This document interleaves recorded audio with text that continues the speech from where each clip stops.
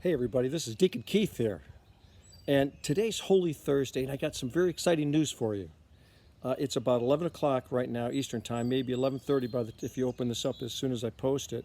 And at noon Eastern Time, Pope Francis is going to be celebrating the Mass of the Lord's Supper. It's going to be our Holy Thursday celebration.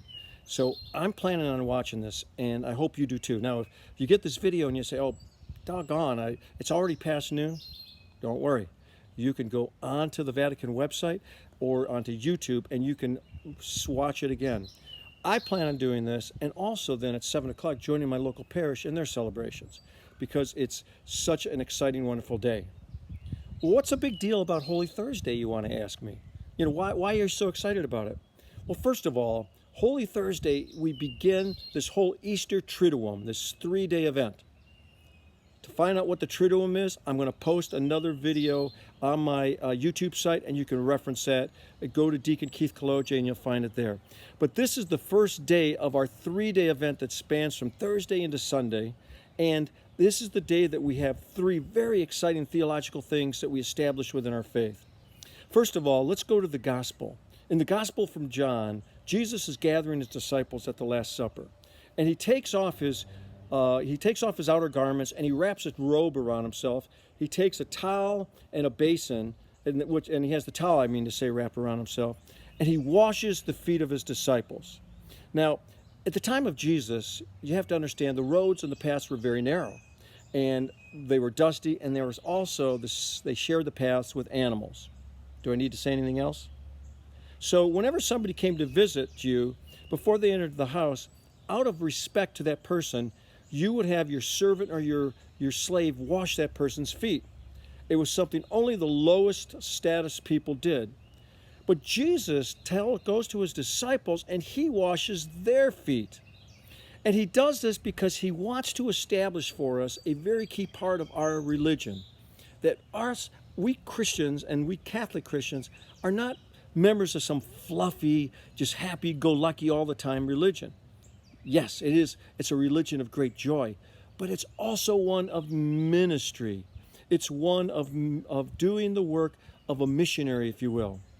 And I loved it when he came to Peter and Peter said, Lord, certainly you won't wash my feet. And I'm sure some of us would say, if I were there, I would tell the Lord, you're not going to wash my feet.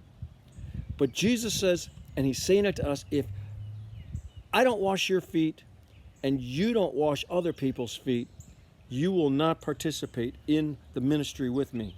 And I love Peter's response. Then, Lord, if that's the case, not just my feet, but my hands and my head as well. All of me. I am all in. And that's an exciting part of what our religion is. The second great thing that we're going to look at this Mass of the Lord's Supper is we see in the second reading from Corinthians where Jesus takes bread and wine and he says, whenever you do this in remembrance of me. And because of that, Jesus has established the holy priesthood and he's established the sacrament of the Eucharist. The word means thanksgiving, or our Holy Communion. And what does that mean by that? And that is that Jesus is really present. The real presence is there.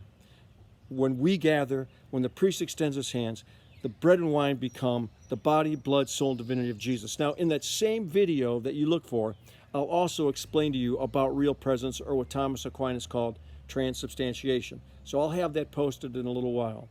But this is the wonderful thing. This is what nourishes our spiritual life. It was at that moment, at that very time.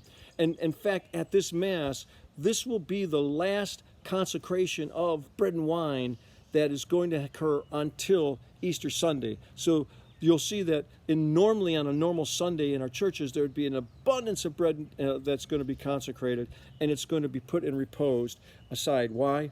Because tomorrow, Jesus goes into the tomb. No Masses tomorrow. None. Next Mass we celebrate, Easter Vigil on Saturday night, or Easter Sunday Mass. And then finally, the last very exciting thing we're going to do tonight, normally do, and I hope the Pope does it for us, or certainly at our local parishes, is because of this is the real presence of Jesus. The host, the consecrated bread, is put into a monstrance, this beautiful gold presentation item, and we then worship and adore this, not the bread, but the fact that we believe and know that Jesus is present in there. So that's what's so exciting about Holy Thursday. It's the central part of our theology, that the source and summit of everything we do as Catholic Christians is our Eucharist. And tonight at the Last Supper, we commemorate that was done. This is our Passover, brothers and sisters. Last night, Wednesday night, our Jewish brothers and sisters celebrated the Passover when the angel of death came through, and if their doorposts were not marked with blood, the firstborn would die. Jesus is our Passover. That's why we call him the Paschal Lamb, because of the sacrifice that Jesus, the blood that Jesus spilled, and that we spiritually, symbolically, and sometimes even in an actual sense with some type of marking on our doorposts, mark our posts and our trust in the blood of Jesus, that death, eternal death, passes over us. And that's why this Easter Triduum time, this 3-day event, is so important. Join the Pope. If not, if you can't do that, certainly take the time this evening and join your local parishes. God bless you. I'll talk to you tomorrow on Good Friday.